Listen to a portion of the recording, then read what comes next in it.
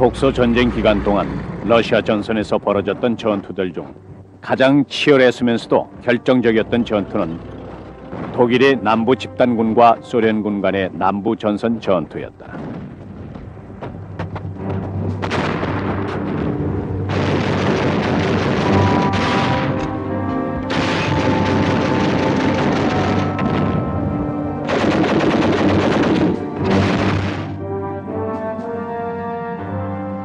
공포의 세바스토폴 봉쇄, 치열한 스탈린그라드 전투와 전격적인 요새 작전, 그리고 악몽 같은 코르선 포켓의 고립 등이 모두 남부 전선 전투에서 일어났다.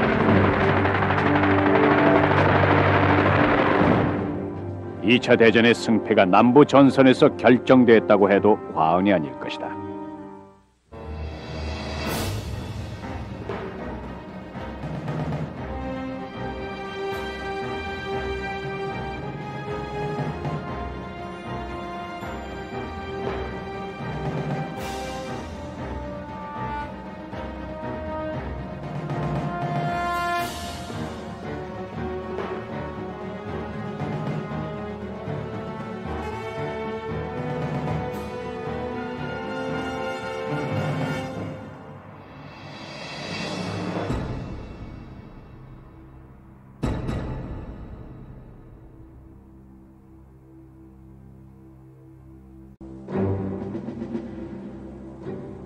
히틀러가 러시아를 공격하기로 결정하면서 육군 최고사령부는 공격에 참여할 3개의 집단군을 조직했다. 탱크 3,500대가 지원하고 350만 명 이상의 병사들이 참전하는 거대한 규모의 부대였다.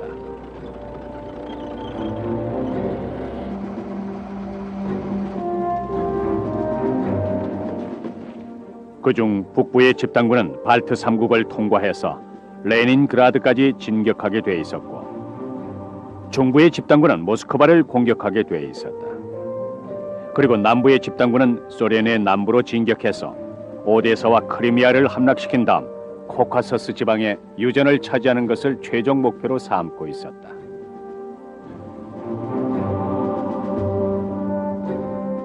남부군의 지휘는 게르트 폰 룬스테드 육군 원수가 맡았다.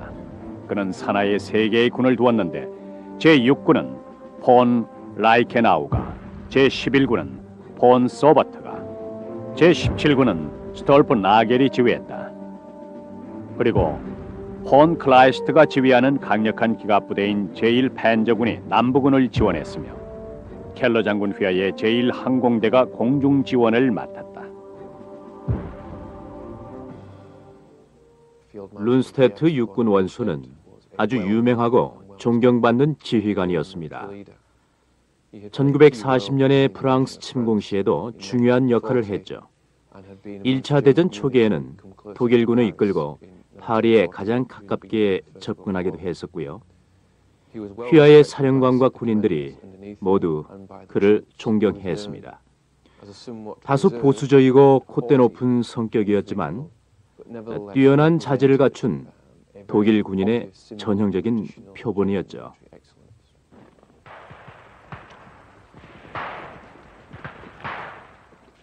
다른 두 집단군과는 달리 남부군에는 독일 사단 외의 병력도 있었다. 제11군 병력의 상당 부분이 루마니아 군사들이었다. 이 병사들은 용감하게 싸울 의지와 능력은 있었지만 독일군에 비해서는 장비나 훈련 상태가 열악했다.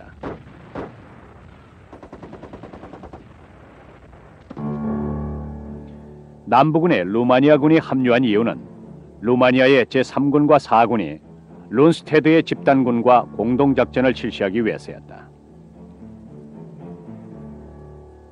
그들은 독일군과 연합해 러시아의 기습 공격을 감행할 계획이었다. 그 기습 공격의 암호는 바바로사 작전이었고 1941년 6월 22일에 개시됐다.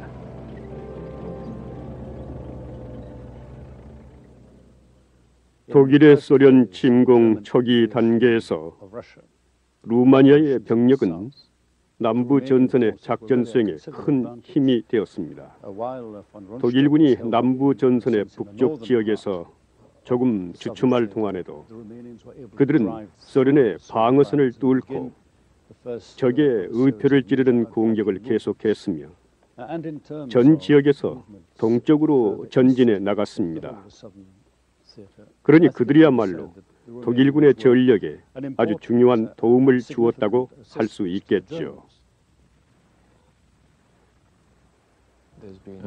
역사의 기록에서는 독일군이 남부 전선에서 고통을 당한 원인을 모두 루마니아 군에게 돌리는 경향이 있습니다. 역사란 참 묘하죠. 루마니아의 병력이 오히려 독일군 병력의 여러 결점들을 보완하면서 많은 도움을 제공해 주었을 뿐 아니라 독일군이 레닌그라드를 가로질러 흑해까지 진격할 수 있는 원동력이 되었는데 말이죠. 질적인 측면에서는 분명히 루마니아군이 독일군보다 못했습니다. 장비도 많이 부족했고 1941년의 오데사 전투에서는 명령 수행도 서툴렀습니다.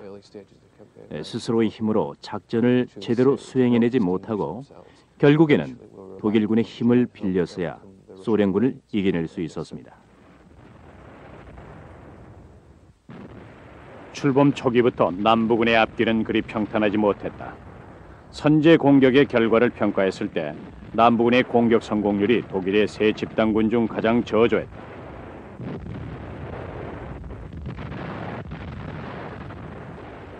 북부군과 중부군이 수백 킬로미터씩 진군하는 동안 남부군은 남서쪽 전선에서 소련 붉은 군대의 거센 저항을 받았기 때문이었다.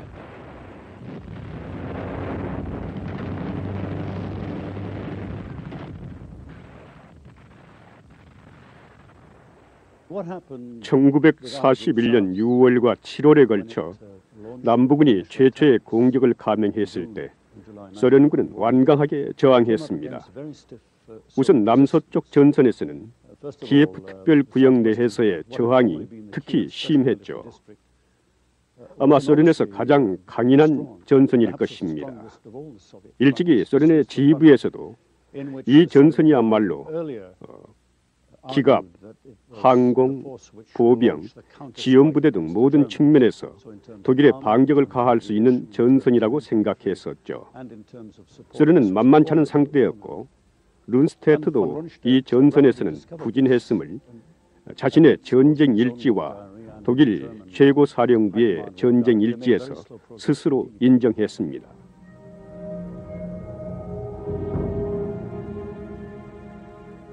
일반적인 기준에서 보자면 남부군이 개전 초에 거둔 전과는 훌륭했다. 그러나 중부군이나 북부군에 비해서는 부진한 편이었다.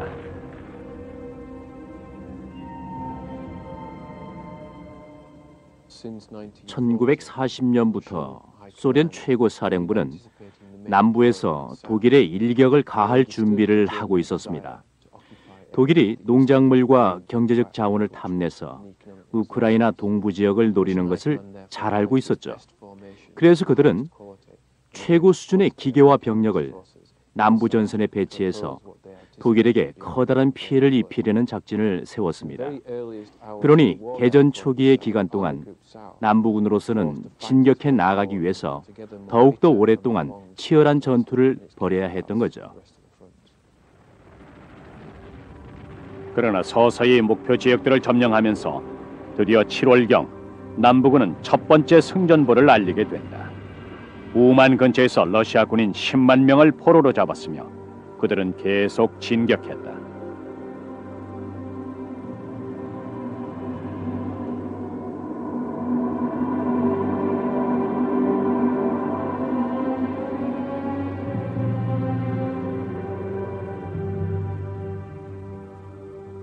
중부군이 제2펜저군을 보내 도와주면서부터 클라이스트가 이끄는 제1펜저군은 키예프 외곽에 러시아 포로들을 포위하는 거대한 포켓을 만들 수 있었다. 남부군은 역사상 가장 큰 승리를 거두었지만 포로들에게는 가혹한 시간만이 남아있었다.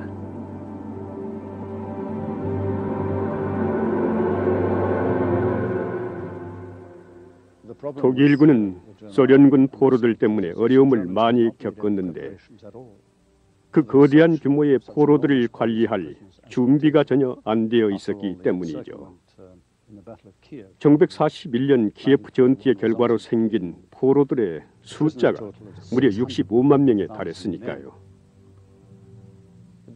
남부군에게 주어진 과제는 겨울이 오기 전에 최대한 속도를 내서 최대한의 영토를 함락시키는 것이었습니다. 겨울엔 기동전이 훨씬 힘들어지니까요. 병력의 이동에도 여러 가지 어려움이 생기며 포로들에게 필요한 양식이나 주거시설 같은 것을 제공하기도 힘들어지죠. 그러므로 남부군 산하 병력들이 러시아의 전쟁 포로들을 제대로 대접해줄 여유가 거의 없었습니다.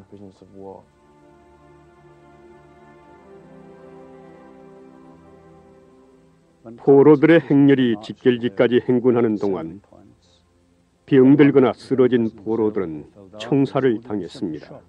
또한 독일군은 중앙아시아 지역의 포로들을 다룰 때 그들 중 일부를 유태인으로 착각한 나머지 격리시키기도 했는데요. 모든 포로들이 다 고통을 겪었지만은 그렇게 격리됐던 포로들이 가장 심한 고통을 겪었습니다.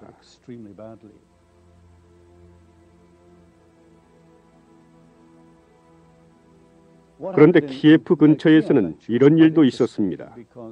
당시 그곳에는 이탈리아의 포로들이 많이 있었는데 독일군들이 이들 중 상당수의 포로들을 자유롭게 해주었다는 것입니다.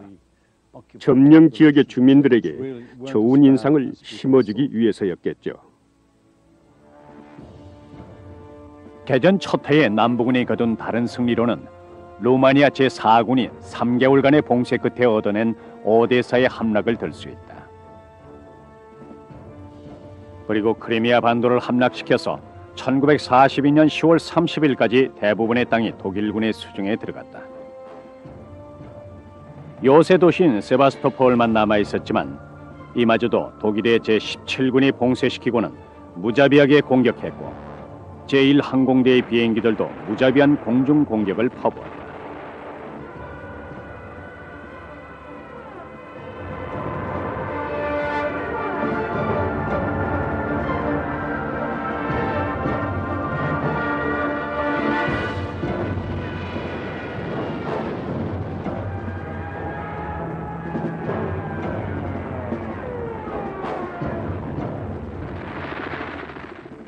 세바스토폴의 방어군들을 포위한 채 나머지 남부군 병사들은 코르슨 반도로 진격해 들어가 더욱더 치열한 전투를 벌였다.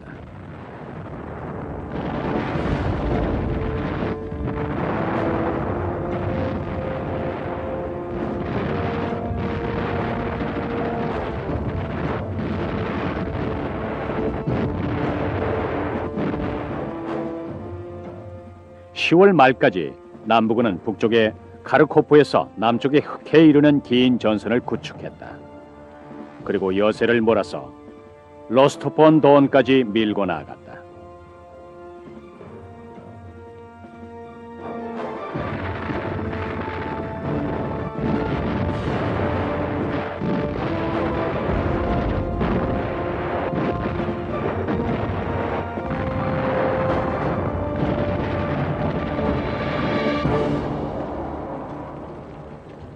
그러나 군용 물자를 공급하는 보급선이 과도하게 길어지고 병력들도 지쳐가면서 남부군의 전과는 점차 미미하게 줄어들어 히틀러를 별로 기쁘게 해주지 못했다.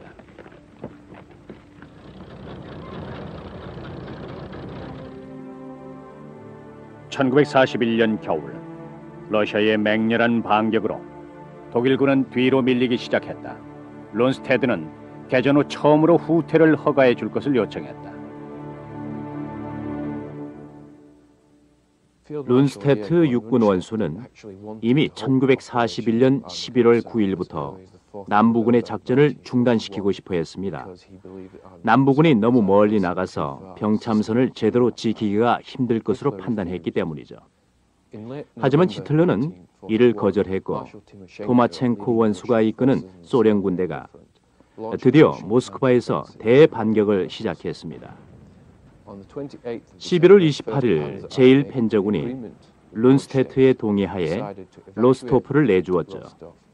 그리고 미어스강 뒤쪽에서 동절기를 효과적으로 버틸 방어 지점을 포착하기 위해서 120km 서쪽으로 후퇴하겠다고 요청했습니다. 히틀러는 또 이를 거절했으며 급기야 12월 1일엔 룬스테트를 남부군 사령관의 자리에서 해임시켜버렸습니다. 히틀러의 조치는 별 효과가 없었다.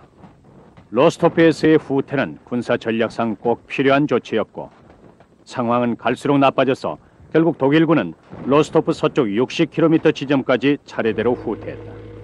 남부 전선에서 최초의 후퇴였다. 응급 조치로 폰 블럭 원수가 남부군의 지휘를 맡게 됐는데요. 그가 상황을 판단하기로는 남부군이 그의 겨울만 어떻게 버텨준다면 별 문제가 없을 것으로 생각했습니다. 그러나 소련의 사령부에서 대대적인 공격 작전을 수립함에 따라 사태는 급박하게 변해갔죠. 이 공격은 매우 위협적이어서 상당한 거리까지 진격해온 적의 공격을 물리치기 위해서 남부군은 온갖 노력을 기울이고 있었습니다.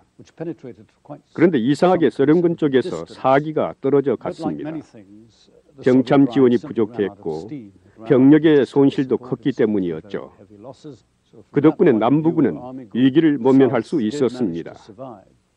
그러나 남부군의 손실도 적지 않았고 지휘 체계가 뿌리부터 흔들리는 위기를 겪게 되죠.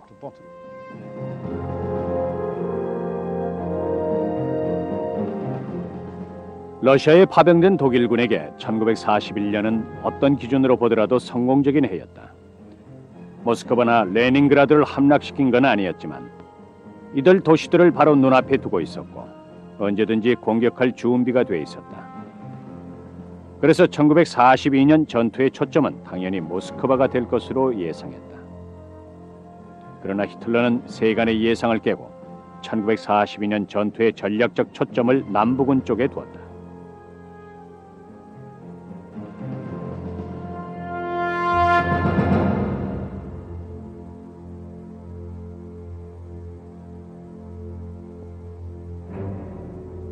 세 개의 집단군이 동시에 공격을 감행하기는 힘들다는 것을 히틀러도 잘 알고 있었다. 그래서 그는 남부 전선의 전투에 모든 관심을 기울였다. 그렇게 함으로써 스탈린을 혼란에 빠뜨리기도 했다.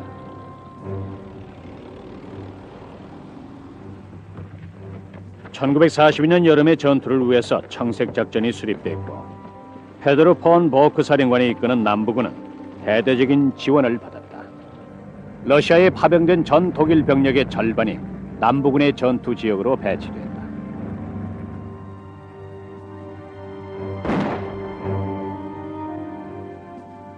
거대해진 남부군을 좀 더 효율적으로 지휘하기 위해서 A 집단군과 B 집단군으로 지휘 체계를 분리시켰다. B 집단군은 카르코프로부터 스탈린그라드를 향해 진격했다. 반면 A 집단군은 로스토프 주변에서 공격을 개시했는데 이는 코카서스 산맥까지 정복 지역을 넓히고 유전 지역을 차지해서 전쟁을 계속할 수 있는 재원을 조달하기 위함이었다. 1942년까지 전개된 전쟁은 그 성격이 많이 달랐습니다. 그때까지 2차 대전은 독일과 이에 맞선 세 나라, 즉 세계 최대 제국인 영국, 세계 최대 규모의 경제를 운영하는 미국, 그리고 세계 최대 규모의 군대를 가진 소련과의 대립이었죠. 그러니 독일군으로서는 1942년 소련에 일격을 가해서 그들을 완전히 쓰러뜨리든지 아니면 최소한 미국과 영국의 연합군을 상대하는데 방해가 되지 않게 해야 했습니다. 따라서 독일의 사령관들은 석유가 나고 곡창지대로 유명한 소련의 남부 지역을 주목하기 시작했습니다.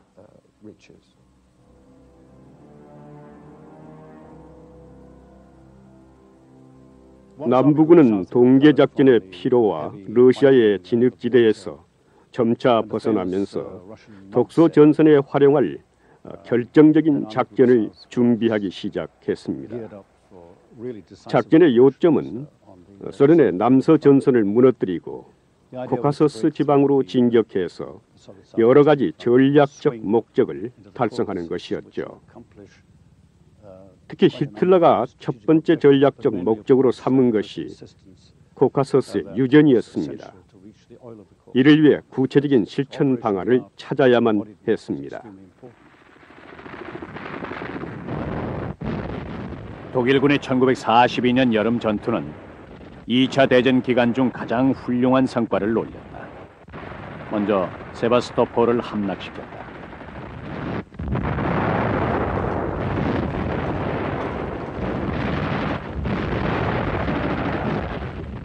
이 도시의 방어군은 무려 258일 동안이나 독일의 봉쇄에 맞서 격렬하게 싸웠지만 독일군의 총칼 앞에 결국 무릎을 꿇고 말았다.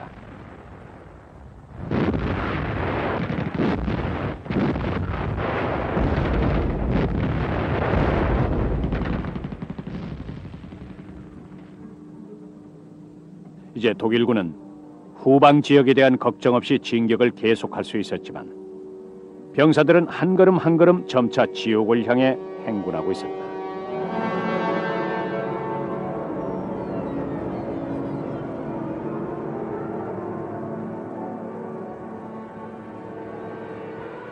우선 스탈린그라드의 제공권을 장악하기 위해서 독일 공군은 공중 공격을 퍼부었다. 그러면 도시 수비대가 항복할 것으로 생각했다. 그러나 오히려 소련군의 방어 진지만 강화시켜준 셈이 되고 이 때문에 결국 여기서 2차 대전 중 최악의 끔찍한 사태가 벌어지게 된다.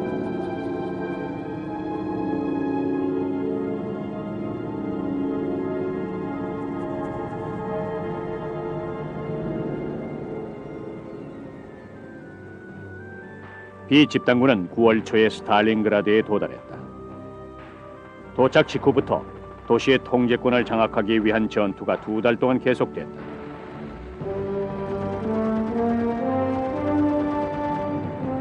전투는 매우 치열하고 힘들었지만 그때까지도 더 큰 재앙이 닥치리라고는 거의 예상하지 못했다.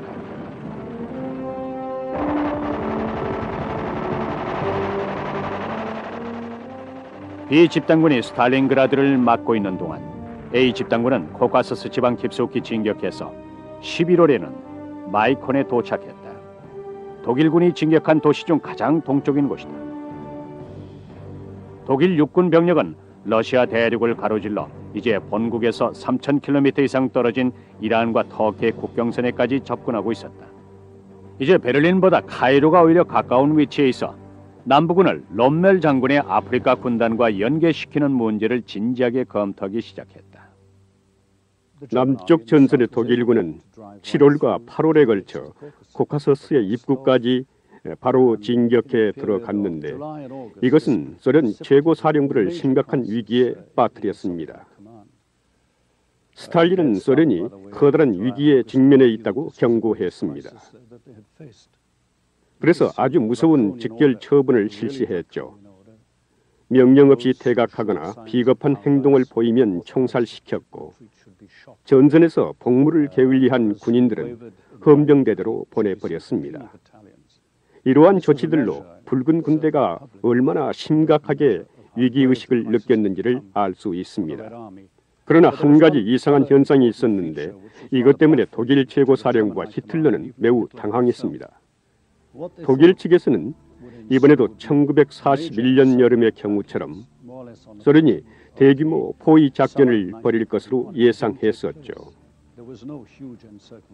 그러나 예상과는 달리 붉은 군대는 1941년 때보다 더 질서정연하게 후퇴하기 시작했고 대규모의 포위 작전은 일어나지 않았습니다.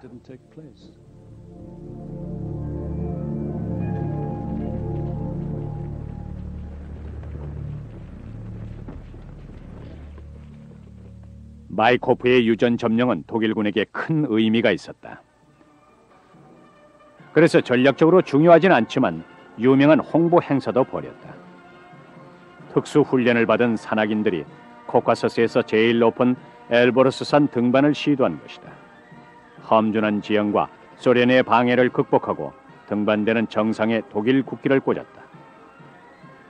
하나의 상징적 행사에 불과했지만 결과적으로는 오히려 히틀러의 과실을 자초한 셈이 됐다. 독일군의 진격이 이제 한계에 이르렀음을 보여준 꼴이 되고 말았다.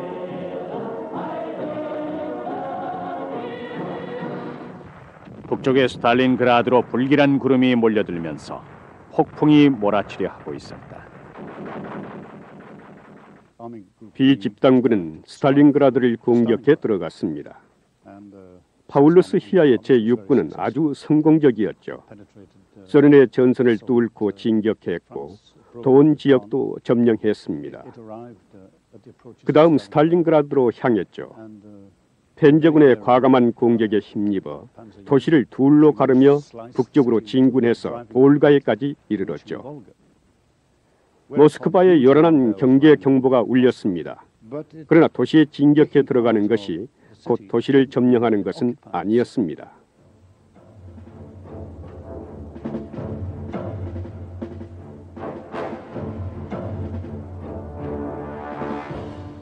무려 2개월 동안 제6군은 스탈린그라드를 점령하기 위해 총력을 기울였다.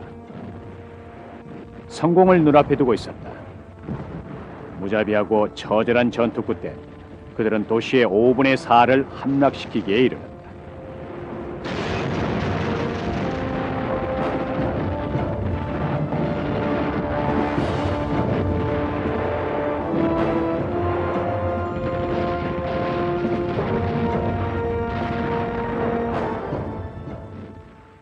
스탈린그라드 전투에서 역설적인 부분은 어느 쪽도 전투를 원치 않았다는 것입니다. 독일도 원치 않았고 소련도 원치 않았죠. 단지 스탈린그라드에는 그들의 체면이 달려 있었던 거죠. 군사적 이유가 가장 컸겠지만 정치적, 심리적 측면도 무시할 수 없었을 겁니다. 히틀러나 스탈린에게 스탈린그라드 전투는 그런 의미였습니다. 그것은 의지의 시험대였고 희생의 시험대였으며 역량의 시험대였고 정치적 신호탄이 되었죠. 그러므로 이 도시를 점령하기 위해서 제6군은 조금씩 도시 안으로 접근해 들어갔습니다. 붉은 군대는 풍전등화의 상황이었지만 독일군의 전력 또한 한계에 도달해 가는 것을 알고 있었다.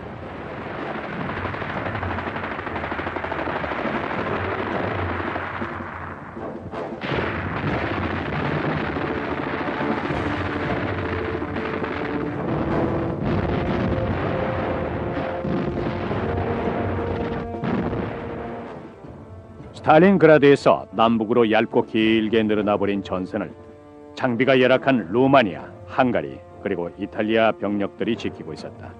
이제 이들 사단을 향해서 소련의 공격이 시작되려 하고 있었다. 독일 최고사령부에서도 위험을 감지하고 있었다.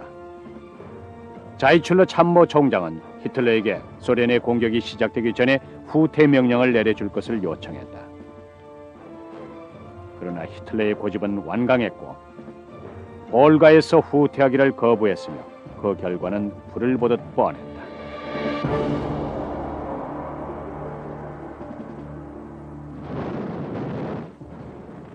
1942년 11월 말경 소련군의 맹렬한 반격이 시작됐다.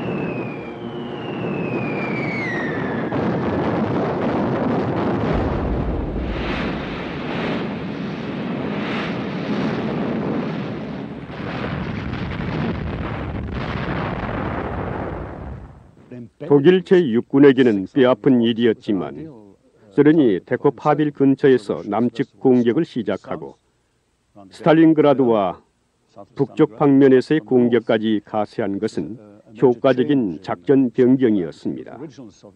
소련은 원래 북쪽 방면에서만 제6군을 공격할 작전을 세웠었는데 이 작전은 아무 효과가 없었죠. 그래서 두프 스타브스키가 이끄는 소련 최고 사령부는 작전을 변경하기로 결정했죠. 제6군을 단순히 도시 주변에서만 포위할 것이 아니라 범위를 더 넓히기로 했습니다. 이중으로 포위를 한다는 것인데 일단 도시를 에워싼 다음에 좀 더 넓은 범위의 측면 공격으로 더 철저히 봉쇄해버리는 거죠. 포위된 제6군의 사령관 폰 파울루스는 지원 병력이 도착할 때까지 굳게 버틸 것을 명령했다. 그 지원 병력은 폰 만슈타인이 이끄는 돈 집단군이었다. 돈 집단군은 격렬한 전투 끝에 스탈린그라드 내부로 50km까지 진군에 들어갔다. 그러나 파울루스는 히틀러로부터의 명령 없이는 탈출할 수가 없다고 주장했다. 1942년 11월 말부터 12월 초는 봉쇄 초기 단계였기 때문에 만약 후퇴 명령이 떨어졌더라면 제6군은 탈출할 수 있었습니다. 왜냐하면 소련군이 스탈린그라드 내에 제6군을 포위했을 당시에 그들은 독일 병사들을 8만에서 10만 정도로 추정했었는데 실제로는 25만 이상의 병사들이 그 안에 있었습니다. 그러니 만약 그 기간 동안에 제6군 사령관 폰 파울루스가 남서쪽으로 탈출하라는 허가만 받았더라면 제6군은 그곳을 탈출해서 계속 전투력을 유지할 수 있었을 거라고 봅니다.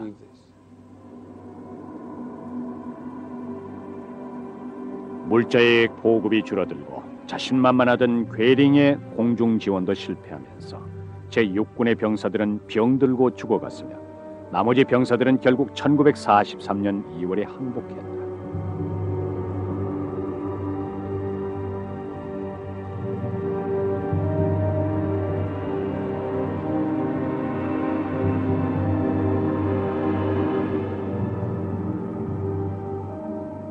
(9만) 명의 병사들이 포로가 됐고 그중 살아서 귀향한 병사는 5천 명에 불과했다.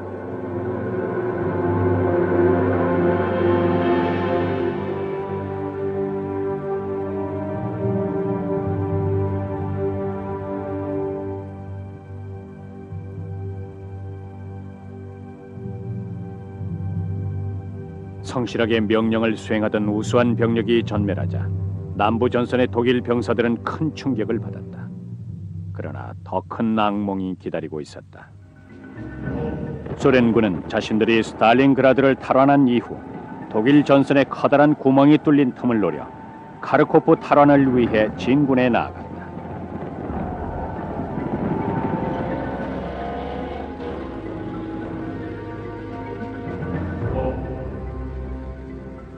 남부군의 상황은 아주 암담했다. A 집단군도 코카서스 지방에 갇히게 될 위험이 컸다. 폰 클라이스트는 히틀러의 후퇴 허가를 애타게 요청했고 그의 부대는 가까스로 탈출할 수 있었다. 만약 제6군이 스탈린그라드에서 그렇게 오래 버티지 않았더라면 A 집단군의 코카서스 탈출도 불가능했을지도 모른다. 1943년 1월에 그들은 아슬아슬하게나마 탈출할 수 있었다.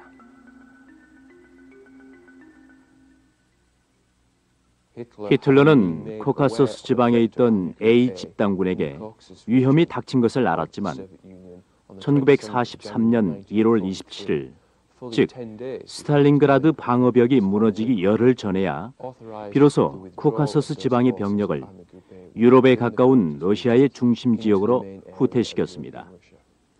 A 집단군은 그와 같은 전략적 후퇴로 코카소스 지방에 갇히는 것은 모면했지만 결국 나중에는 B 집단군의 제6군과 비슷한 운명에 처하게 됩니다. 만약 제6군이 스탈린그라드에서 후퇴했더라면 그로 인해 독일의 전선 전체가 크게 무너져서 소련의 병력들이 좀 더 자유롭게 이동하고 공격했을 겁니다. 제6군뿐만 아니라 제17군과 펜제군까지 모두 코카소스 지방에 묶여버렸을지도 모르죠. 결국 제6군은 상당한 규모의 소련 병력을 묶어둠으로써 값진 희생을 한 셈이었죠. 그런 식으로 항복할 수밖에 없었습니다. 결국 제6군의 희생 덕분에 제17군과 펜제군이 코카소스 지방에서 가까스로나마 탈출에 성공해서 후퇴할 수가 있었던 것입니다. 독일의 A 집단군은 겨우 코카서스를 탈출했지만 그해 2월 소련군은 로스토프 동쪽 외곽까지 진격했고 북쪽에서는 카르코프를 탈환하기 위해 맹렬히 진군해 갔다. 이 절망적인 위기에 독일의 육군 원수 폰 만슈타인이 남부군의 구세주로 나타났다. 그는 혼란에 빠진 병사들을 잘 수습해 소련군의 진격을 막았을 뿐만 아니라 독일 병력을 이동시켜서 반격을 시도하기도 했다.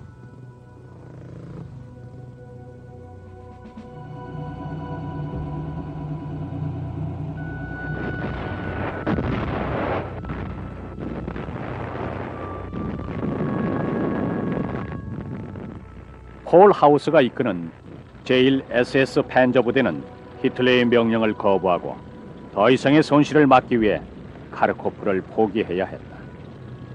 이제 만슈타인의 지휘하에 독일군은 다시 카르코프를 공격했고 다시 함락시켰다. 이때의 치열했던 전투를 제3차 카르코프 전투라 부른다.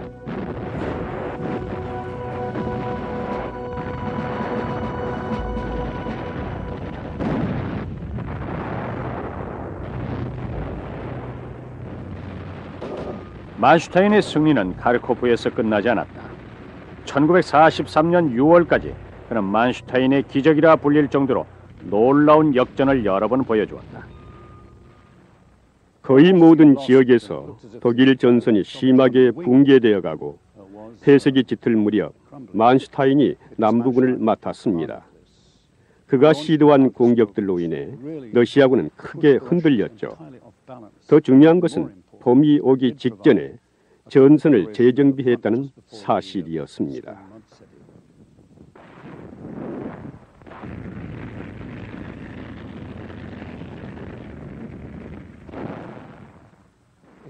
(1943년 2월과 3월에) 만슈타인 원수가 보여준 반격은 20세기에 있었던 가장 인상적인 군사적 업적 중의 하나였습니다. 그는 정말 세계 최고의 군사 지휘관 중에 한 사람이었죠. 반면에 그의 존재는 다른 교훈도 남겼습니다. 타격을 입은 러시아 군들은 그들이 독일군을 과소평가해서는 안 된다는 사실을 값비싼 수업료를 내고 배운 셈이었죠. 한 가지 더, 만슈타인은 카르코프를 비롯해서 상당한 부분의 영토를 러시아로부터 다시 빼앗았는데요. 전략적 측면에서 그의 업적을 평가하자면 결국 독일군이 1942년 6월까지 소련 남부 지역에서 작전을 수행하던 상태로 되돌려 놓은 셈이었습니다. 만슈타인의 승리에 힘입어 히틀러는 다시 안정된 전선을 구축했고 2차 대전에서의 마지막 대공격인 요새 작전을 감행하게 된다.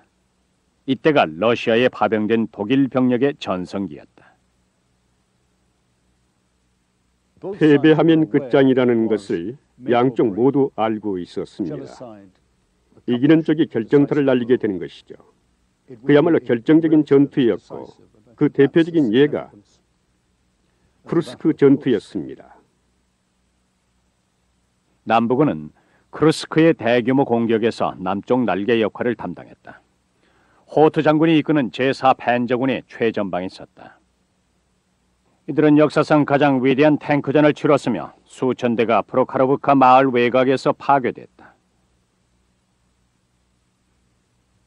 독일이 정말 소련에 대해서 마지막 일격을 가하고 싶었다면 꼭 필요한 것이 있었습니다. 바로 소련의 심장부를 공격해 들어가는 일이었죠. 크루스크를 돌파한 다음 모스크바로 방향을 돌려버리는 것이죠. 진짜 목표는 뒤에 숨긴 일종의 대전략이었다고나 할까요? 그러니 의미가 아주 클 수밖에 없었습니다. 크루스크 전투의 규모는 엄청났지만 칼자루는 방어군이 쥐고 있었다. 철저하게 준비된 소련 방어군들은 신형 타이거 탱크로 무장하고 춘위 돌격 사단까지 포함된 독일 병력을 거세게 압박했다.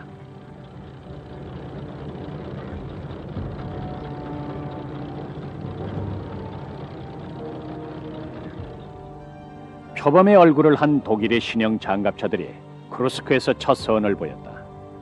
엇갈린 운명 속에 코끼리 모양의 대전차포도 같이 모습을 드러냈다.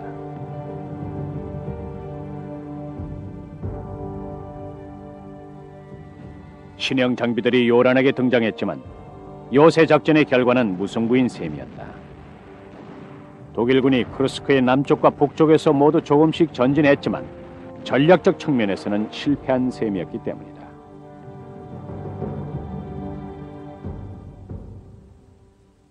군사적인 측면만 생각한다면 크루스크 전투가 동부 전선에서의 대전환점이 되었음에 의심할 여지가 없습니다. 그러나 심리적 측면에서는 스탈린그라드의 전투가 독일군에 더 큰 영향을 미쳤다는 의견이 지배적입니다. 크루스크 전투에서는 독일이 바라던 승리 대신에 동부전선 소련군의 역량이 대단하다는 것만 확인하는 기회가 되고 말았죠. 어쨌든 분명한 것은 크루스크 전투 이후 독일군은 더 이상 붉은 군대를 상대로 대규모의 공격 작전을 개시할 능력을 지니지 못했다는 것입니다. 오히려 붉은 군대가 전략적 측면에서 향후의 주도권을 쥐게 되었죠. 그때부터 독일군은 러시아 전선에서의 주도권을 상실했다. 대규모의 공격 기회도 다시는 잡지 못했다. 반면 붉은 군대는 크루스크 전투 이후 기세등등하게 진격해 남부군을 도네츠 강에서부터 새로운 방어선인 나이프 강으로 몰아냈다. 당시의 상황은 암담했지만 그래도 절망적이진 않았다. 그러나 이 시기에 히틀러가 개입했고 그의 간섭은 남부군의 마지막 운명을 결정지었다.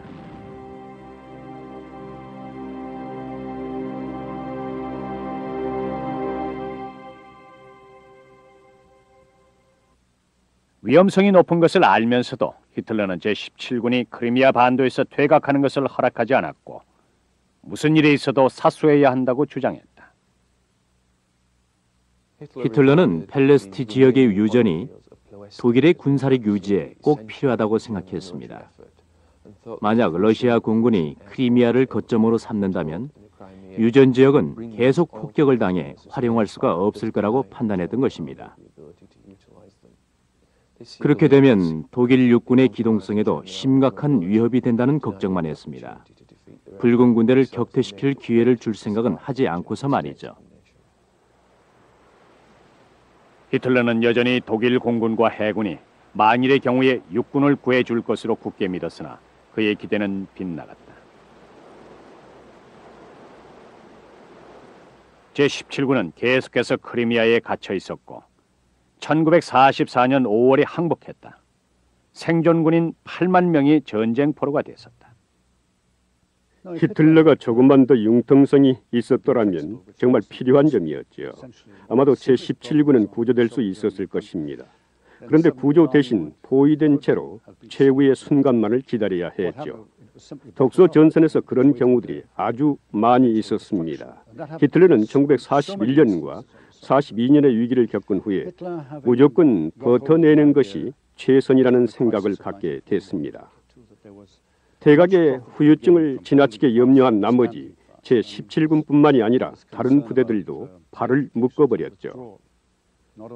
전략적 측면에서 볼 때 기동성은 방어에 있어서 중요한 역할을 차지했습니다.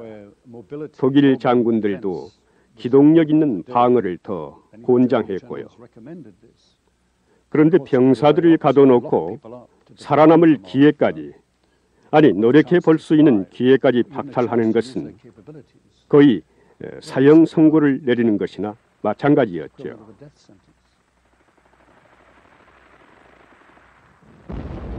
그때부터 계속해서 남부군은 치열한 철수 작전을 벌여야 했다. 그들은 완강하게 저항했다. 그래도 결사적인 전투 끝에 갇혀있던 3만 명의 병사가 코르선 포켓 근처에서 탈출하기도 했다. 역경 속에서 거둔 끈질긴 노력의 결과였다.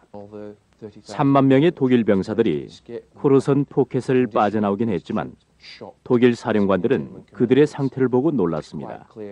모두들 스탈린그라드 콤플렉스, 즉 러시아군에 의해 포위되는 것에 대한 공포가 너무 심각해서 붉은 군대를 상대로 작전을 수립하고 실행에 옮기는 것이 쉽지 않았습니다. 오히려 붉은 군대가 자신들이 반격 능력에 대해 자신감을 가지고서 1941년과 42년보다 더 큰 규모의 작전으로 독일을 공격했죠. 그러므로 1943년과 44년의 겨울 전투는 중요한 전환점이 됐습니다. 그때부터 독일군은 대규모 작전 수행 능력을 상실한 반면에 붉은 군대는 옛날에 독일군이 가졌던 특유의 배짱과 기술로 작전을 수행하는 능력을 얻게 되었습니다.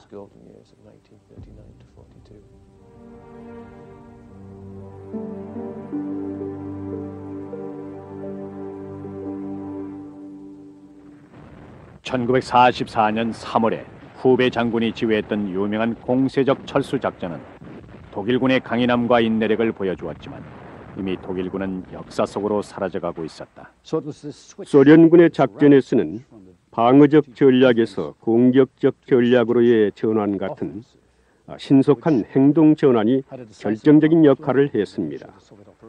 최대한 빨리 그리고 멀리 이동해서 최대한의 영토를 확보하는 거죠. 스탈린은 계속해서 병사들을 진격시켰고 그 결과 1943년 겨울부터는 독일군의 남쪽 날개가 더 위태로워졌죠.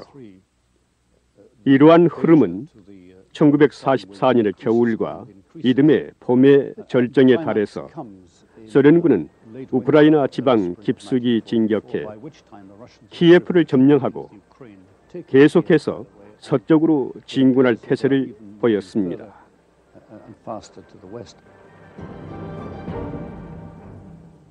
1944년 6월 중부군이 와해돼 버리자 러시아 내의 독일 전선에 큰 구멍이 뚫렸다. 독일은 더 늘어난 남부군의 관할 지역을 효율적으로 관리하기 위해서 두 개의 사령부로 나누었다. 모델이 지휘하는 우크라이나 북부군과 쇼너가 지휘하는 우크라이나 남부군이었다. 그 무렵 독일군의 남부 전선은 거의 회복 불능의 상태에 빠져 있었다고들 평가합니다. 러시아군은 더욱더 저돌적으로 진군했다. 독일군은 1944년 여름의 전투에서 가끔 완강한 저항을 보이기도 했지만 아무리 안간힘을 쓰더라도 마지막 순간을 막기에는 역부족이었다.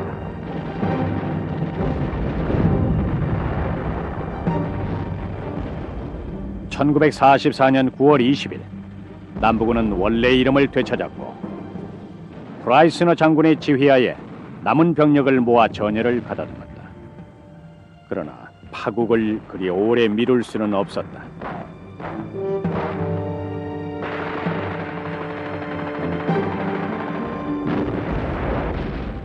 한동안 남부군이 미국과 함께 러시아에 맞서서 싸울 병력에 합류하게 될 것이라는 소문이 돌기도 했다.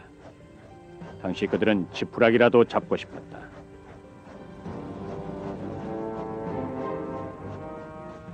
붉은 군대를 공격하기 위해서 구상한 춘계 공세 작전을 마지막으로 독일 육군의 소련에 대한 공격은 끝이 났다.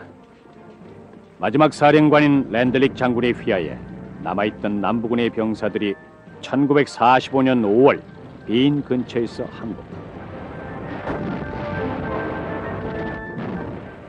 기나긴 전쟁은 마침내 그 막을 내렸다.